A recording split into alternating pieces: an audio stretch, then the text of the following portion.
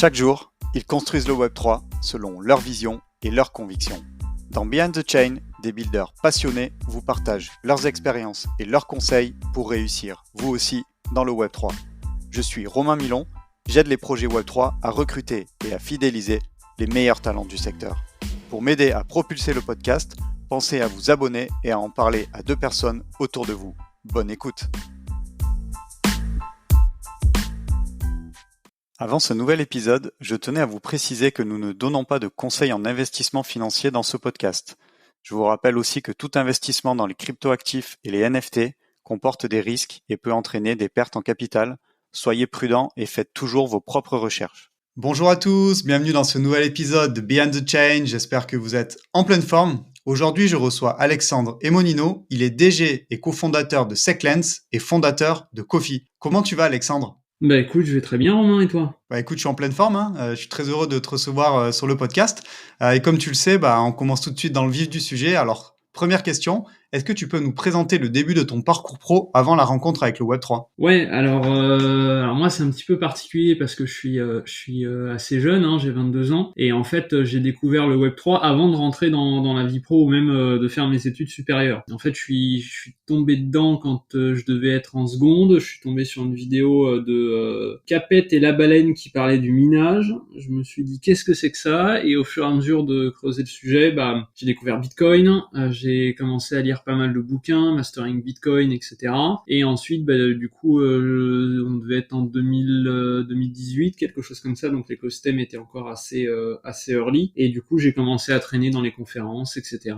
Donc j'ai eu mon bac et j'ai été faire une école d'ingénieur en cybersécurité, enfin un bachelor en cybersécurité. Et pendant ma dernière année d'études, j'étais en alternance chez Meria, donc directement dans le Web3. Et avant, j'ai un petit peu travaillé aussi en data center. Donc voilà, et en parallèle, du coup, j'ai monté les 2 projets dont on va parler un petit peu plus tard aujourd'hui. Écoute, merci pour cette première présentation. Alors écoute, on va aussi gagner une question, puisqu'effectivement, tu as commencé tout de suite dans le Web3. Peut-être avant qu'on aille plus sur la partie entrepreneuriale de ton parcours, qui est finalement la majeure partie, je pense. Tu mentionnais que tu as été node opérateur chez Meria. Bien entendu, sans mentionner des choses confidentielles, est-ce que tu pourrais nous dire en quelques mots en quoi ça consiste ce job-là ? Ouais, en fait, le boulot de node opérateur, c'est un boulot d'administrateur système, donc gérer des systèmes informatiques, essentiellement du serveur Linux, même quasiment que ça. Et donc le job consiste à faire tourner donc les validateurs pour les blockchains en proof of stake. Donc c'est des programmes à faire tourner, à monitorer, vérifier que les machines vont bien, qu'elles sont bien synchronisées, etc. Donc c'est un boulot qui est très très intéressant parce que au maximum quand j'étais là-bas chez Meria, moi j'avais une 20-23 validateurs sous mon giron sur lesquels j'intervenais quasiment tous les jours. Et donc c'était essentiellement de la blockchain Cosmos, un petit peu d'Ethereum et d'autres chains un peu moins traditionnelles, on va dire. Ok, c'est noté, merci pour ta réponse. Alors ce que je te propose maintenant, c'est que tu nous parles un peu de ton, on va dire, ton destin entrepreneurial. Pourquoi tu as décidé d'entreprendre dans le Web3 plutôt que finalement rester dans des boîtes Web3 comme Meria par exemple ? C'est une longue histoire, mais en fait depuis que je suis petit, je monte un peu des boîtes pour m'amuser, mais vraiment depuis tout petit. Et donc en fait, je cherchais un projet à monter un petit peu dans le Web3. Je cherchais plus vraiment. Ensuite, j'ai quitté un peu l'écosystème. Je suis parti pendant quelques années. D'ailleurs, j'en fais toujours dans le côté mécatronique, donc robotique, etc. En tant que loisir, j'en parle. Et ensuite, pendant que j'étais en Erasmus à Prague, je faisais un petit peu de trading pour passer le temps parce que j'avais beaucoup trop de temps libre. Et donc, j'avais besoin d'un outil pour faire de la veille sur tout ce que les médias pouvaient sortir. Il y avait rien de satisfaisant qui existait. On commençait à parler un tout petit peu, mais c'était encore très niche, de toutes les solutions de ChatGPT, etc. Donc j'ai commencé à développer quelque chose dans mon coin. Octobre, novembre, décembre sont passés, et en janvier, je suis arrivé avec un truc qui marchait à peu près, qui me convenait. Je l'ai envoyé à quelques copains pour leur montrer, leur faire tester. Ils m'ont dit qu'il fallait en faire quelque chose. Et donc c'est comme ça que l'aventure Kofi a commencé. Donc un petit peu par hasard, mais pas vraiment non plus sur le fond. Alors, excellente transition. Du coup, est-ce que tu peux nous détailler un peu plus Kofi ? Moi, ce que j'ai en tête, c'est que c'est un agrégateur de news et ça s'adresse à la fois voilà, aux particuliers, mais aussi aux professionnels du secteur. C'est bien ça? Ouais, tout à fait. Alors Kofi, donc c'est bien un agrégateur de news. Donc on travaille en partenariat avec aujourd'hui une dizaine de médias francophones et internationaux. On peut citer du coup les tout premiers qui ont été le Journal du Coin. Il y a Cryptost, Coin Tribune, Coin Telegraph. Enfin, on a comme ça pas mal de médias. Donc on récupère tous les matins les articles qu'ils vont publier et on va les résumer et reformuler pour gagner en temps de lecture à l'aide de l'intelligence artificielle. Donc un modèle de langage, on va dire standard. Et donc on met tout ça dans une édition. Donc c'est moi qui sélectionne manuellement les articles les plus pertinents, qui relie les résumés, etc. Donc on met ça sur ce qu'on appelle l'édition. Vous allez avoir 6 articles qui retracent un petit peu les actualités de la veille, votre flux d'actualités personnalisé que vous pouvez gérer depuis vos réglages, de la donnée depuis les réseaux sociaux. La solution existe depuis 2021. On commence à avoir un petit peu de bouteilles et un peu d'articles en stock. Donc on vous permet d'aller chercher dans la base de données soit par date. Donc si on prend hier, vous allez avoir l'édition d'hier qui va apparaître, telle quelle, par petit moteur de recherche. Donc vous tapez FTX, vous allez avoir tous les articles sur FTX qui vont remonter, si vous avez envie de vous faire du mal. Et on a aussi du coup un podcast généré par IA qu'on avait annoncé en décembre de l'année dernière, donc décembre 2023, et qui est généré par IA, qui reprend les news de l'édition. Donc ça permet pour les gens qui n'ont pas le temps de lire, qui sont dans le métro ou au volant, de pouvoir quand même s'informer rapidement le temps d'un café. Et j'imagine du coup, alors tu as parlé de l'IA, ça modifie beaucoup la manière dont tu appréhendes aussi aujourd'hui la manière dont tu fais ton travail, parce qu'on a vu notamment voilà sur Twitter, il y a pas mal de chats totalement automatisés qui font aussi ça. Toi, en quoi ça t'impacte en termes de productivité, mais aussi finalement en termes de peut-être de nouveaux services que tu peux apporter à tes clients? En termes de productivité, c'est le jour et la nuit. Là, il y a pas photo, que ce soit pour le boulot, on va dire, parce que ce soit sur Kofi ou l'autre société dont on parlera après, moi je gère la partie système. Donc des fois ça fait gagner du temps pour la résolution de problèmes, pour du développement de petites solutions, que ce soit pour des petites solutions sur le pouce où j'ai pas envie de me prendre la tête parce que je sais que c'est simple et que ça peut être fait en 2 coups de cuillère à peau par l'IA. Maintenant je passe par ça. C'est sûr que ça a changé pas mal ma manière de bosser, même pour de la relecture de mails, de choses comme ça. C'est un gain de temps considérable et ça aide aussi à produire du contenu plus propre, des mails plus propres. Enfin bref, sans aller dans le cliché, c'est une révolution. Yes, j'imagine bien. Et alors, est-ce que tu peux maintenant nous parler de ton deuxième projet pour lequel tu es DG et cofondateur, qui s'appelle SecLens et qui là est un projet voilà dans le plutôt on va dire la partie compliance des opérations crypto, je pense. Ouais, alors là où Kofi est sur un segment à la fois B2C et B2B parce que du coup on vend de la licence. Alors les licences c'est 2 euros par mois ou 20 euros par an, donc c'est pas très cher. Donc on vend ça à des particuliers, on vend ça à des entreprises pour qu'ils les distribuent eux-mêmes à leurs clients. Je peux notamment citer Alira et Montaigne Patrimoine avec lesquels on travaille. SecLens, on va être vraiment uniquement sur du B2B. Donc SecLens, c'est une solution que j'ai pas montée tout seul, que j'ai montée avec une personne qui s'appelle Cécile Henry, que j'ai connue quand je travaillais chez Meria, qui est directrice de la conformité, et son mari qui est directeur de banque à Luxembourg. Et en fait, eux, ils avaient une problématique qui était de pouvoir suivre les évolutions réglementaires, que ce soit sur les domaines bancaires ou crypto, de manière simple, rapide et globale. C'est-à-dire d'être sûr de ne pas louper un texte parce que il était enfoui au fond d'une page sur le site de l'AMF ou du régulateur européen. Donc aujourd'hui, la solution fait ça. Donc on agrège les documents depuis, si je dis pas de bêtises, on doit avoir à peu près 130 sources aujourd'hui dans une vingtaine de pays différents et on continue d'en rajouter chaque jour. Donc ça fait beaucoup de documents. Et donc on a une solution qui permet à la fois d'effectuer une veille documentaire, donc de permettre aux équipes compliance de s'assurer qu'elles vont pas louper un nouveau texte. Également de faire de la recherche documentaire, donc soit par des moteurs de recherche, alors on en a 3, mais soit on va dire de manière un peu classique avec du mot-clé, ou alors avec des choses qui sont un peu plus modernes, avec de l'IA, du RAG, où là on peut directement aller poser des questions, ça va les regarder dans la base documentaire. En fait, l'idée c'est d'avoir une solution global où les équipes compliance peuvent travailler sur les aspects des textes réglementaires. Donc aujourd'hui on développe ça et on est en train de développer aussi d'autres solutions. Le but étant à terme d'avoir une suite logicielle complète pour les acteurs de la conformité et qu'une petite société qui rentre et qui n'a pas forcément les moyens ou qui sait pas forcément vers qui se tourner puissent venir chez nous et avoir directement entre guillemets un starter pack de la compliance avec tout de près dedans. En termes de périmètre, avec SecLens, vous couvrez, tu disais, je crois, une trentaine de pays. C'est quoi? C'est centré sur l'Europe, l'Europe plus, j'imagine, les gros acteurs, par exemple, les États-Unis, je sais pas, certains pays asiatiques. C'est quoi, grosso modo? Donc déjà, il y a deux choses. Il y a la partie géographique et il y a la partie domaine d'activité.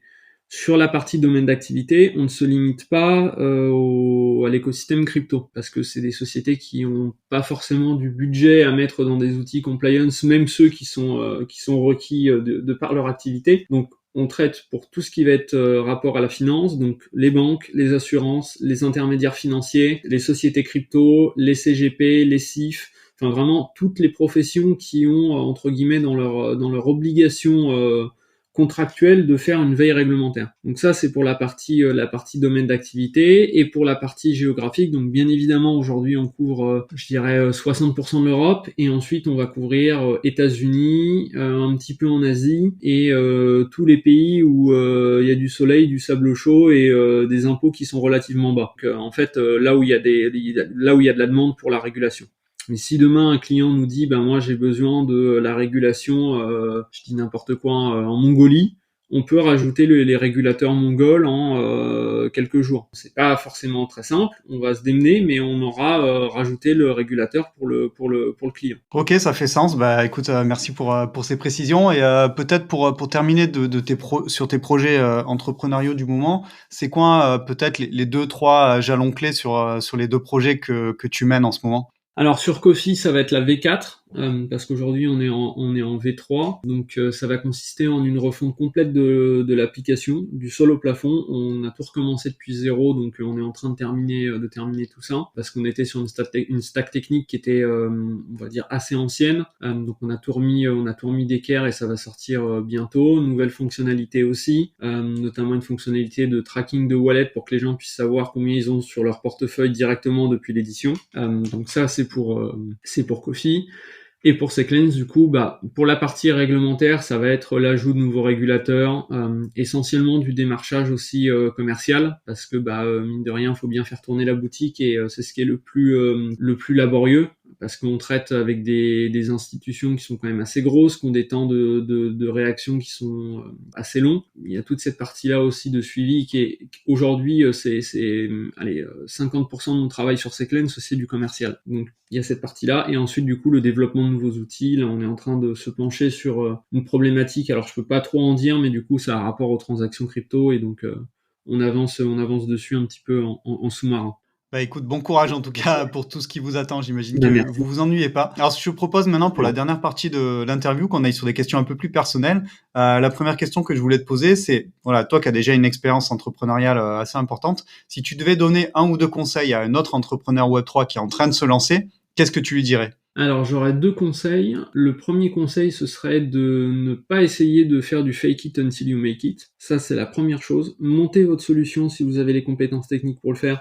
Même un truc qui tient à peu près la route, un MVP, faites quelque chose de palpable à mettre entre les mains de vos clients. Si vous avez fait une école de commerce, entourez-vous des bonnes personnes, et par pitié, ne faites pas les commerciaux de base à vendre un produit qui n'existe pas, parce que derrière, ça fait des dégâts monstrueux au niveau de la French Tech, de plein de choses. Et le nombre de boîtes qui coulent parce que les fondateurs avaient aucun bagage technique et ont vendu un produit qui tenait pas la route, où il y a eu des fuites de données, etc. J'ai encore un exemple récent que je citerai pas. Enfin bref, faites quelque chose et ensuite allez chercher vos clients.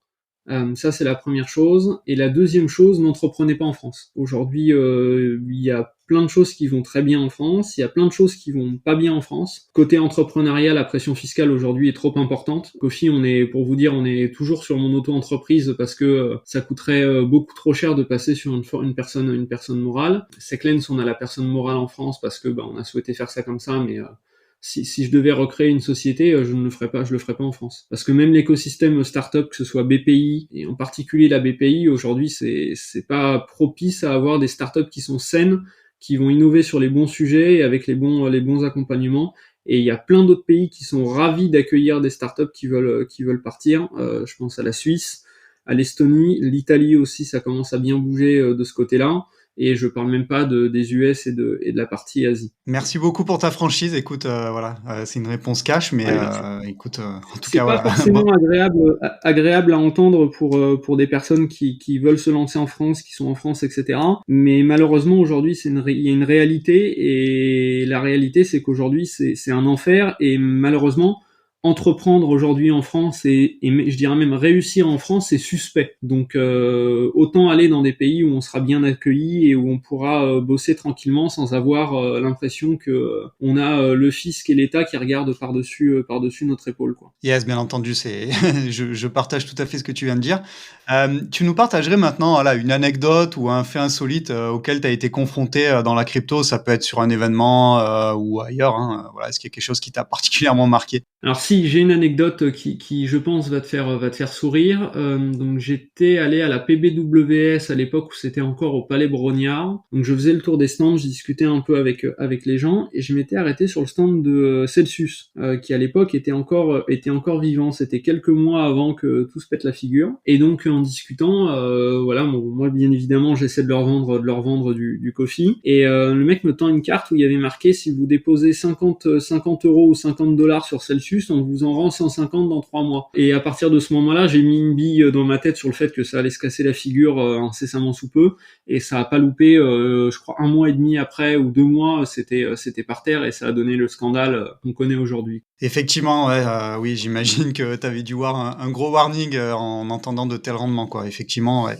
Ouais, Bon, puis c'était malheureusement. assez cocasse en fait, parce que le mec, quand tu commençais à poser la question sur d'où venait le yield, etc., ça commençait à parler un petit peu chinois, et il y avait des choses qui me semblaient pas très cohérentes non plus. Donc voilà, c'était l'anecdote marrante côté crypto. Enfin, c'est celle qui m'est venue en premier, quoi. Oui, bien entendu, marrant dans le sens où voilà, on l'analyse aujourd'hui, voilà, peut-être aussi d'un point de vue externe, mais pour tous ceux qui ont été touchés, bien entendu, ça l'était pas, et on peut compatir C'est sûr, voilà, avec eux c'est sûr. sur voilà, tous ceux qui ont été impactés, bien entendu. Alors, ce que je te propose maintenant, c'est que tu nous parles, si t'es ok, de voilà, d'une techno ou d'une tendance qui te hype particulièrement en ce moment dans le Web3. Voilà, c'est quoi que tu suis particulièrement en ce moment? Alors, au niveau écosystème, moi, je suis beaucoup l'écosystème Cosmos, parce que je considère que les bases techniques qui sont derrière, le fait qu'il y ait un framework technique unique pour l'ensemble des chains, et le fait que ce soit interopérable, fait que l'écosystème aujourd'hui pourrait, s'ils s'en donnaient entre guillemets les moyens, faire quelque chose de grand. La réalité aujourd'hui, c'est que ça peine un petit peu, et que les chains rament tout un petit peu. Donc moi j'aime beaucoup la techno qui est derrière Cosmos. Bien évidemment, toute la partie IA. Quand je dis IA, je parle pas du tout de tous les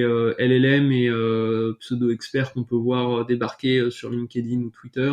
Je parle vraiment des papiers de recherche. Il y a des choses très intéressantes qui sortent en ce moment, un peu partout d'ailleurs, et je pense que ça va continuer d'accélérer, et faut regarder ça à l'œil, parce que que ce soit pour nous au niveau des sociétés, ça nous donne des pistes aussi de R&D sur des applications potentielles derrière, et même au niveau culture générale, culture technologique, ça permet de pas être largué non plus, que de s'y intéresser. Merci beaucoup pour tes partages. Et on arrive déjà du coup à la dernière question de l'épisode. C'est passé vite comme à chaque fois.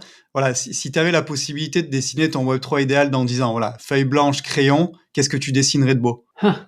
Bien évidemment, un Bitcoin à plus d'1 million, ça c'est sûr et certain. Paradoxalement, un écosystème avec moins de régulation côté Europe, et peut-être aussi des choses qui sont un peu plus cohérentes sur la législation au niveau global. Je pense notamment à toutes les conneries avec les mêmes coins, etc., que moi je peux pas encadrer à titre personnel. Donc un écosystème qui est beaucoup plus mature, qui s'est intégré dans le paysage financier traditionnel, sans forcément venir le remplacer, hein, et où justement la finance tradi essaie pas de venir mettre des bâtons dans les roues, ou essayer de faire des CBDC ou des choses comme ça. Donc ouais, quelque chose peut-être d'un peu plus libéral en Europe sur la partie crypto, et un écosystème crypto qui a gagné en maturité. C'est surtout ça aujourd'hui qui, je pense, manque cruellement à l'écosystème. Bah écoute, ce sera ton mot de la fin en tout cas. Je te remercie beaucoup pour tes réponses et j'ai été vraiment content qu'on puisse faire cet épisode ensemble. Bien entendu, voilà, je souhaite le meilleur pour tes deux projets et voilà pour les roadmaps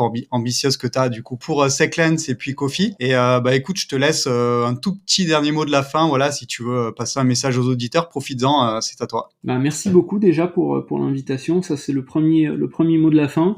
Et ensuite, pour ceux qui seraient intéressés par Kofi ou Seclens, n'hésitez pas à aller faire un petit tour sur notre site kofi.finance, koffy.finance, ou si jamais il y a des professionnels du secteur, n'hésitez pas à nous écrire sur contact@seclens.com. On sera ravis de vous montrer l'outil et comment est-ce que on peut vous faciliter la vie sur la partie réglementaire. Voilà un petit peu pour le mot de la fin en guise d'auto-promo.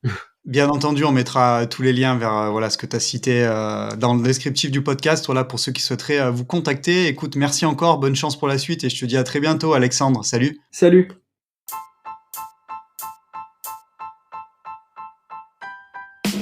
Merci d'avoir écouté cet épisode jusqu'au bout. Pour m'aider à propulser ce podcast, je vous invite à me laisser la meilleure note possible ainsi qu'un commentaire sympa. À très vite pour découvrir un nouveau talent du Web3.